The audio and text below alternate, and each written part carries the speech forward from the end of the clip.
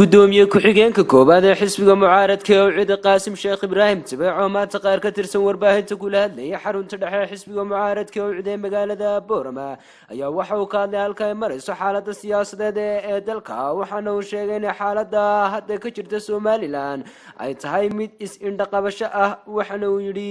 ummaddu inay imika indhaha ku wadayso xaaladda dalku marayo oo aad moodo madaxweynuhu inuu ka warhayo barbara hargeysa gabile inuu intaa ka warhayo aad moodo halkaas waxaa noo yar muuqataa in indha isqabasha jirto waxaa muuqata jabhadkay lalahaa maxaanku lahaa mujaahidka la baxay ee dawladdii hore iyo tani inay dariiqun wada socoto dawladdu muuse biixi ma arkayno inay arkayaan dabka ka shidmaya bariga dadaal lama arkayno malaha waxay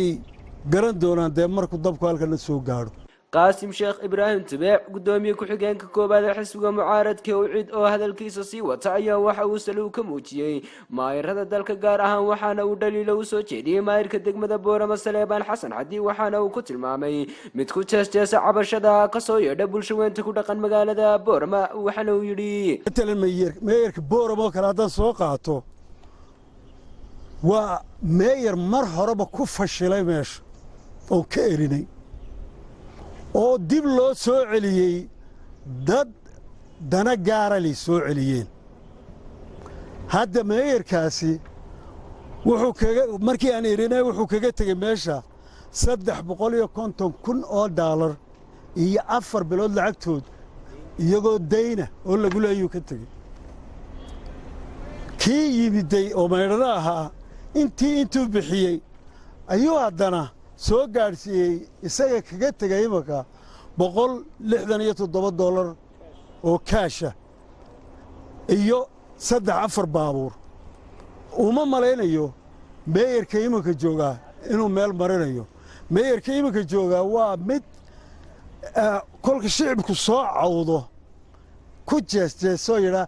waa kuwani maxay la qaylayaan xaafadda nafaqo mayadaa bixisay maxaanku dhaa qaadhaan haddayna bixineen sidee wax loogu qaban karayaa waxaan maqlayay inuu yidhi ninka halkaa ka qaylayaa waa nin shaxaadoona anigu waan ka xishoon lahaa erayada in dadka uu maamulkiiga hayo madax u yahay inuu erayo noocaasa ku yidhaahdo runtii aad iyo aad baan uga xishoon lahaa haddaba waxaad mooddaa ninka wasiirka daakhiligu hawshiisa inuu qabsado waxaan u malaynaa muuse inuu isaga u diray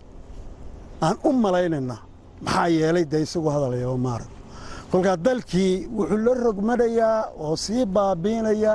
waa meeyarada xaqdarrada bilaa sharciga ah ku fadhiya kuraasta